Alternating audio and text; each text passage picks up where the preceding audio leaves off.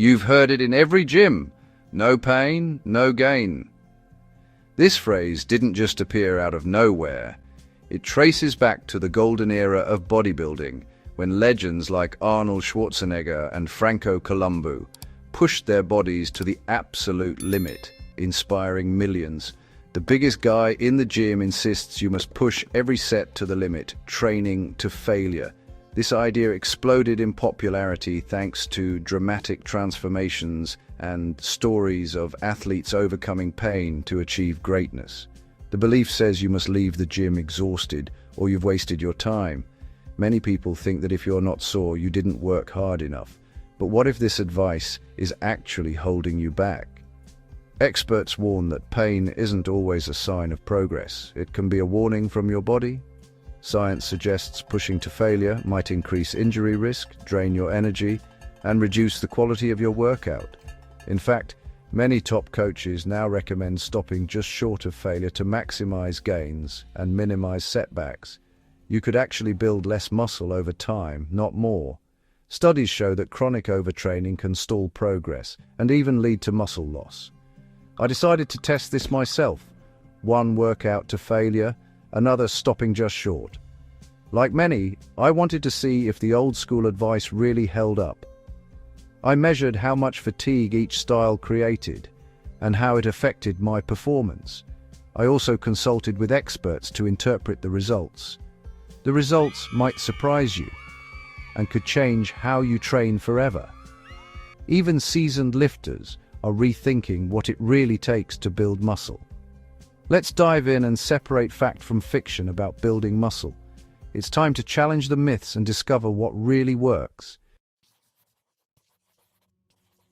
Let's define our terms and dig deeper into what really separates training to failure from stopping just short. Training to failure means pushing until you can't complete another rep with good form. Your muscles simply give out. For example, in a bicep curl, you keep going until your arms refuse to move, no matter how much you want that last rep. Training close to failure is different. You stop when you have 1 to 3 good reps left in the tank, maintaining solid form. This is called reps in reserve, or RIR. The main difference? Fatigue and how your body responds. Training to failure creates maximum fatigue in a single set, leading to more muscle fiber recruitment, but also more central nervous system stress and longer recovery times. Stopping short lets you recover faster, so you can maintain performance across more sets and workouts. But is that last grinding rep worth the extra fatigue? Science has some answers. Multiple studies, like a 2016 review in the show that training close to failure, leaving 1 to 3 reps in reserve, can produce similar muscle growth to going all the way to failure, but with less risk of overtraining and injury. Top athletes often say they save failure for the last set or for specific exercises. As pro bodybuilder Mark says, "I want to push hard, but I need to be able to train again tomorrow." Practically, most lifters will benefit from stopping just short of failure on most sets, focusing on quality reps and consistent progress. Our experiment is designed to compare these approaches head to head, measuring not just how hard they feel, but how they impact muscle growth, recovery, and long-term progress. Remember, it's not just about which feels harder, it's about which delivers better results over time, both in muscle and in your ability to keep training. Let's see what happens when we put these two strategies to the test, using both science and real-world experience. Which one really builds more muscle and which is right for you? Let's find out. To truly settle the debate, I set up a controlled head-to-head experiment. 2 identical workouts performed on separate days with full recovery in between to eliminate fatigue as a factor. Every detail was matched, right down to the time of day, my nutrition, and even my warm-up routine. Each session included the same 3 compound lifts: barbell bench press, seal row, and leg press. 5 sets per exercise, same weight, and strict 2-minute rest intervals. I tracked every rep, every rest, and every ounce of effort. The first workout? All-out intensity. I pushed every set to absolute failure, grinding out reps until I couldn't move the bar, with a spotter on hand for safety. My heart rate soared, and my muscles were burning. The second workout was different. I stopped each set with about 2 reps in reserve, never reaching true failure, but still working hard. The focus was on maintaining perfect form and consistent power. This setup isolated the key variable, effort level. Everything else was held constant. I logged not just the number of reps, but also my perceived exertion, heart rate, and rest quality. The failure workout was brutal. By the final sets, my muscles were shaking, and my performance dropped sharply. I needed extra time to recover between exercises, and my form started to break down. The close to failure workout, on the other hand, was about staying strong and consistent. I finished each set with energy left in the tank, and my form never faltered. Here's where it gets interesting. I compared total reps completed, average heart rate, and how I felt after each session. I even consulted with 2 fitness professionals for their take on the data. The results? Eye-opening. One approach left me completely drained, while the other let me maintain higher quality work across all sets. But which one truly builds more muscle? Let's break down the numbers and hear what the experts have to say. To keep things objective, we used a mix of technology, subjective feedback, and expert advice to track fatigue. We focused on 3 main metrics: rep drop-off, bar speed, and total reps, but also included some extra tools to get a complete picture.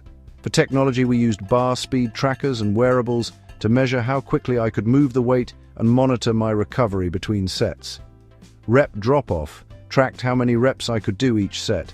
If I started with 12, how did that number change as I got tired? We also used subjective measures like RPE, or rate of perceived exertion, to gauge how hard each set felt. Bar speed, measured with a device, showed how quickly I could move the weight. Experts recommend tracking bar speed to spot early signs of fatigue before your form breaks down. As fatigue set in, bar speed dropped. Watching these trends helped us adjust training in real time. We also tracked total reps per exercise, my total training volume. More total reps with good form means more muscle-building stimulus. Maintaining good form is key.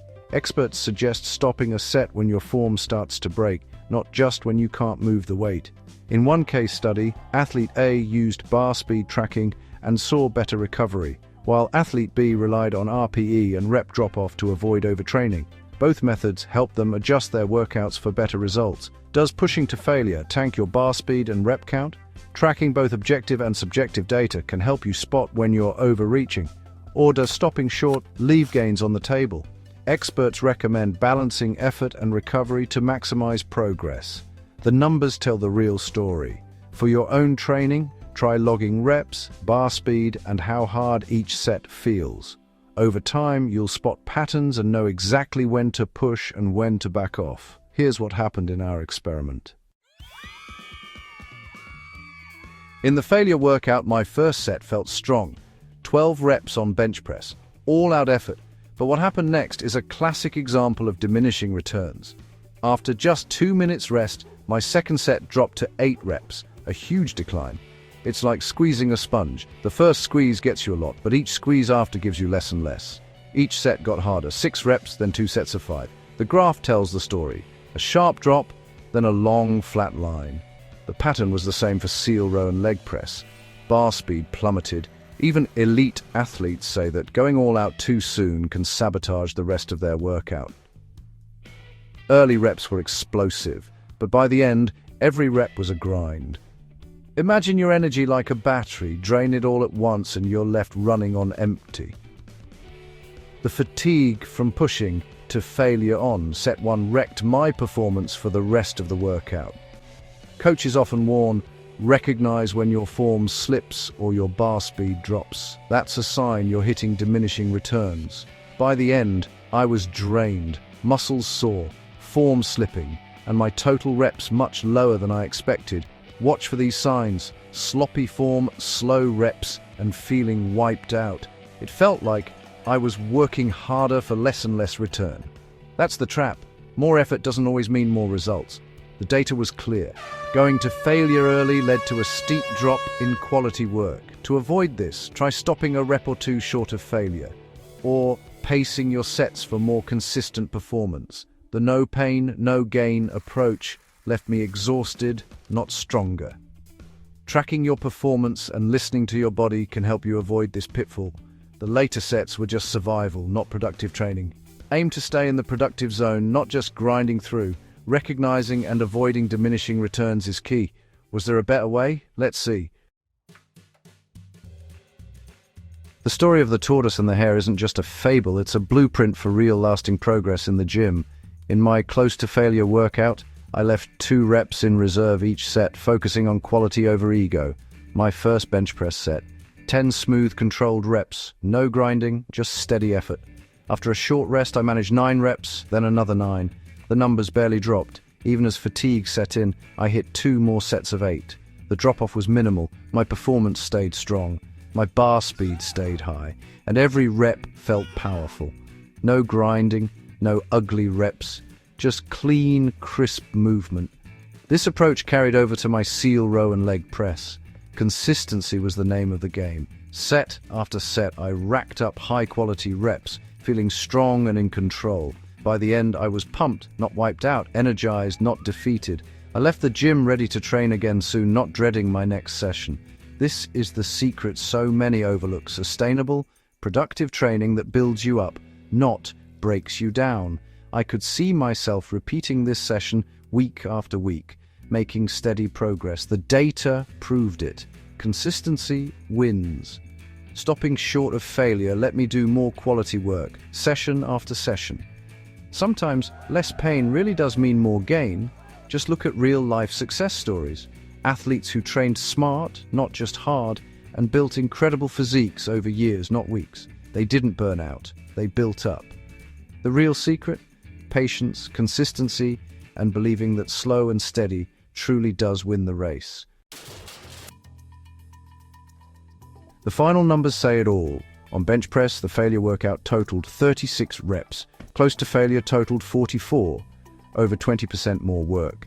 The same pattern held for every exercise. Science backs this up.